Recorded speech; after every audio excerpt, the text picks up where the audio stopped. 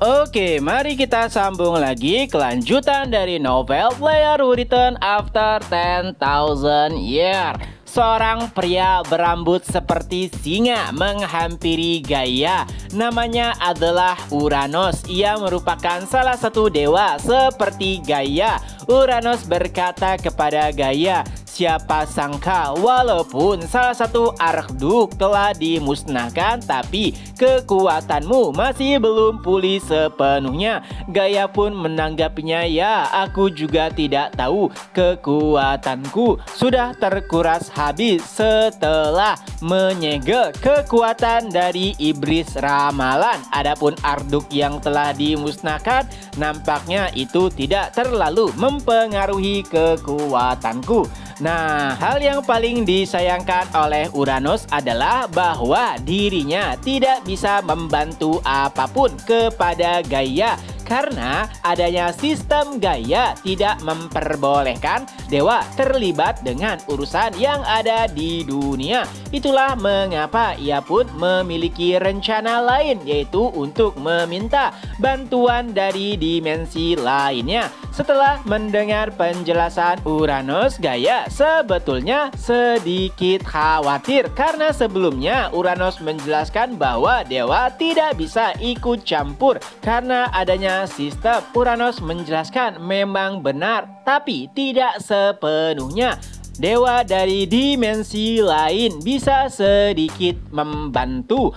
Mendengar penjelasan tersebut, Gaia pun sempat mengingat Dewa Tyrion dari Elnor. Ya, ia bisa meminjamkan kekuatannya kepada seseorang yang ia percayai. Jadi pada intinya, dewa dari dunia atau dimensi lain juga bisa melakukan hal yang sama. Dan itulah yang dilakukan Uranos saat ini karena ia tidak bisa membantu secara langsung.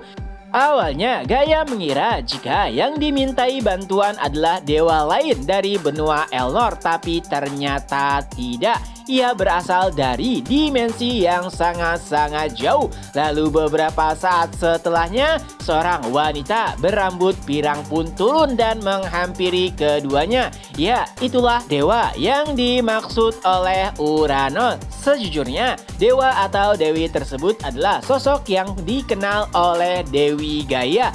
Tentunya ia sangat mengkhawatirkan kondisi Gaia juga karena tak kunjung membaik. Jadi karena ia memiliki hutang budi kepada Gaia, ia pun berniat untuk membantunya. Adapun hal yang ingin dimintai bantuan oleh Gaia, ia hanya meminta dewi tersebut memberikan sedikit kekuatannya kepada Oh Kangwu, sosok yang menjadi harapan terakhir bagi umat manusia. Alasannya karena pada pertarungan sebelumnya Kangwu berhasil membunuh Arkduk. Ya, manusia yang bisa membunuh Arkduk merupakan sosok yang langka. Jadi ia pun dianggap sebagai harapan terakhir. Oleh sebab itulah Gaia meminta agar dewi tersebut memberikan sedikit kekuatannya kepada Gaia.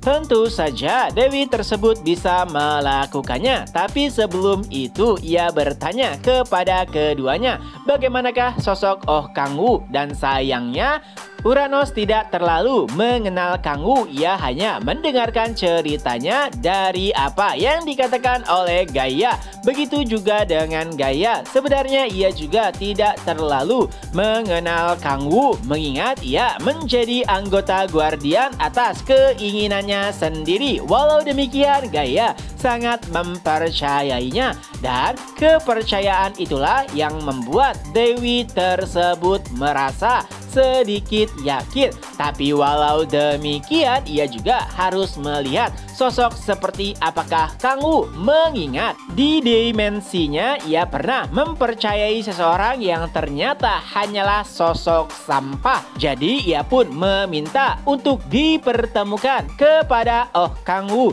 dan nama dewi tersebut adalah Dewi Benigor. Di sisi lain, Kangwu nampaknya sedikit terkejut setelah mendengar perkataan Gaia. Apa? Apakah ada dewa dari dunia lain yang akan membantu? Tentu saja. Mungkin itu terdengar bagus, tapi dari sudut pandang Kangwu itu tidak sepenuhnya bagus. Jika ada dewa dari dunia lain membantu, itu artinya dewa yang melindungi dunia ini sedang tidak baik-baik saja. Yang artinya jika sesuatu terjadi pada bumi ini, maka akan menjadi lebih kacau balau karena tidak adanya dewa yang berguna yang membantu bumi saat ini.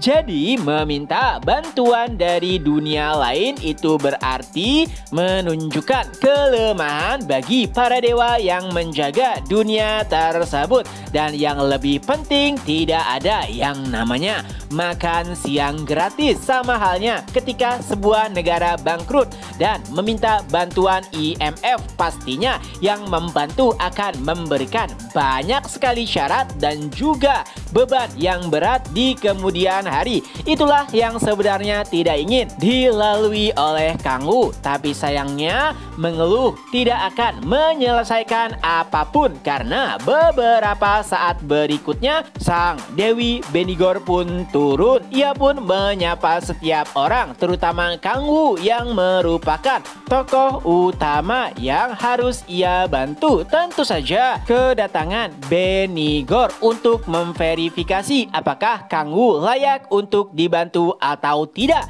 Dan setelah mereka saling bertemu, entah bagaimana Dewi Benigor pun merasa sedikit gelisah, seperti perasaan tak kalah ia dikhianati oleh anak yang ia bimbing sendiri.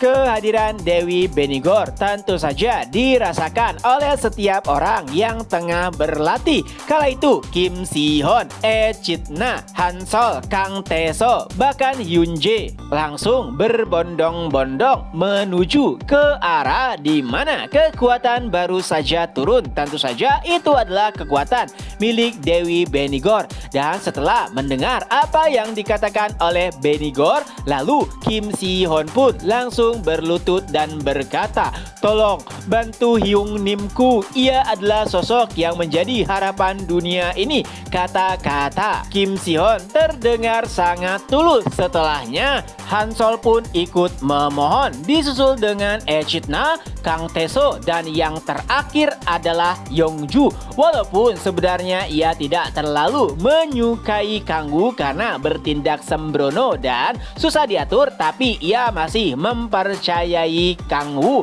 Dan melihat kegigihan dan juga ketulusan dari orang-orang yang mempercayai Kangwu, Dewi Benigor yang awalnya ragu pun pada akhirnya tersentuh.